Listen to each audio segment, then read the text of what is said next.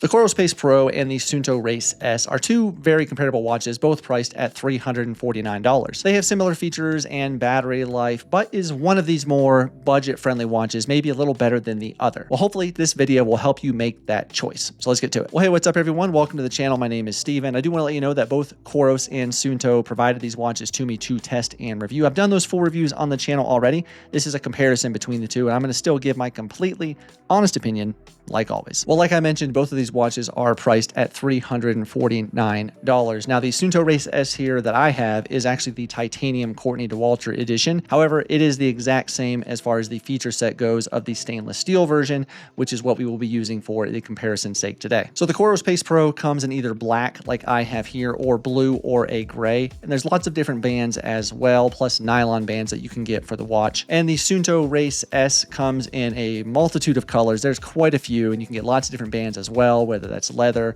or nylon bands as well. So for color options, I'm gonna have to give the victory to the Suunto Race S because there are more. Both watches are very similar in size, with the Suunto Race S measuring in at 45 by 45 by 11.4 millimeters thick, and the COROS Pace Pro measures in at 46 by 46 by 14.15 millimeters thick. So the Pace Pro is just a little bit bigger overall, but it actually does weigh less. So the Pace Pro with the silicone band that is included weighs in at 49 grams, whereas the Suunto Race S with the included silicone band actually weighs in at 60 grams. Now the difference here is really in the different materials of the watches. The Pace Pro is almost entirely made of a fiber reinforced polymer or plastic. Think of it as a very hardened plastic, the entire watch. Whereas the Suunto Race S actually has a stainless steel bezel and then a glass fiber reinforced polymer plastic, hardened plastic case as well. So the Suunto Race S is likely going to be a little bit more durable, but it does weigh 11 grams more. Both of the watches have really nice AMOLED displays, with the Suunto Race S measuring in at 1.32 inches with 466 by 466 resolution, and the Pace Pro measures in at 1.3 inches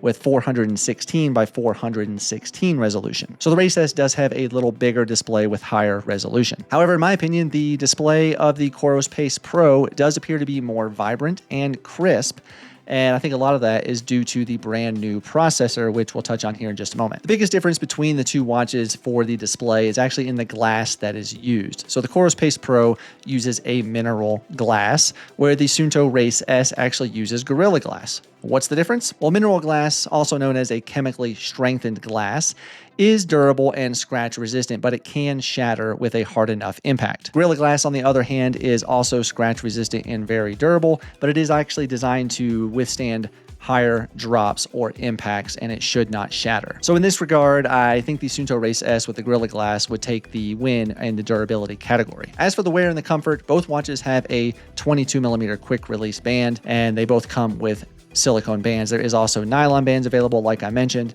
But as far as the actual wear, though, I think in my opinion, the Suunto Race S is more comfortable. The band just lays over the wrist better, and it feels more comfortable. The band of the COROS Pace Pro has some hardened pieces where it connects to the watch, and it prevents it from really laying flat. If you lay it on a table, it's not going to lay flat. It is raised up, or if you lay it on the display, you can see that the actual bands kind of stick straight up. And so for comfort and wear, the Suunto is going to take the win as well. Another nice feature that the Suunto Race has that the COROS Pace Pro does not is the built-in flashlight. Now, this is something that I originally thought was kind of gimmicky and wouldn't be used, but I gotta say, it's a very handy, nice feature to have. I can use it to get up in the morning, not gonna wake up my wife. I can see in my closet, go to the mailbox, get the mail at night. It's very handy, and it's something I do use kind of frequently. On the other hand, though, the COROS Pace Pro does have a brand new class-leading processor, and it is very noticeable. The touchscreen on the COROS is now much more responsive when moving between screens and activities, and the maps are much easier to scroll through as well, and loads very, very quick. So for usability and speed, I gotta give the win to the COROS Pace Pro. Moving on to the optical heart rate sensors, this is where we start to see a little disparity between the two watches, in my opinion. The COROS Pace Pro has 5 LEDs and 4 photo detectors, whereas the Suunto Race S has 3 LEDs and 4 photo detectors. Now, this optical heart rate sensor of the Suunto Race S is actually the newest, most updated heart rate sensor from Suunto. but it still falls a little short in my opinion. Looking at the data, we can see that the COROS is much smoother overall, and the Suunto has more kind of highs and lows and kind of jumps around a little bit still. Now, clearly both of these aren't going to be as accurate as, say, a chest strap or even an armband, but if you want an optical heart rate sensor that's going to be the most accurate of these two, then in my opinion that goes to the COROS Pace Pro. As for that GPS accuracy, both watches have dual band frequency and connect to the same 5 major satellite systems out there. Looking at the data on this run, we can see that both watches have really nice and clean looking tracks, and this is actually a very difficult area for watches to test. This is on High Drive here in Colorado Springs. It's a double track road at the bottom of a canyon. There's very high mountain walls on either side, and so it's a difficult place. But you can see both of them handle this very well. The GPS tracks look really sharp. Looking at this out and back run on the new Santa Fe Trail, which is a very open, hardly any obstructions or tree cover at all, really, it does look like the blue of the COROS track is a little bit more on top of each other for the out and back, whereas the orange of the Suunto has a little more space in between. Again, this is an out and back, so in theory they should be pretty much on top of each other. But overall, I gotta say, both watches did a fantastic job in testing for GPS accuracy, so it's really hard to pick a winner, so let's just call it a tie. Now let's talk battery life. On paper, both of these look to be very, very similar, but in my testing, there's one clear winner. As I mentioned earlier, both watches have dual band frequency GPS in their highest settings, and the COROS Pace Pro claims up to 31 hours in a single activity, and the Suunto Race S claims up to 30 hours. Stepping down to the all systems on GPS setting, the COROS Pace Pro claims up to 38 hours in an activity, and the Suunto Race S claims up to 40 hours. So again, very comparable. The Race S actually has 2 additional performance or battery levels, and the Ultra mode can get up to 60 hours, and the Tour mode up to 120 hours. As for the daily use, the COROS can get up to 20 days, and the Suunto up to 13 days. Now in my testing, like I mentioned, I did find that the COROS Pace Pro actually seemed to last quite a bit longer than the Suunto Race S in testing. Charging both watches to 100% and then using each watch for probably about an hour activity per day, whether that's going to the gym, getting on the elliptical, going outside for a bike ride, whatever, I found I had more battery left in my COROS. I noted about 68% battery life left on the COROS Pace Pro, whereas the Suunto Race S only had about 52%.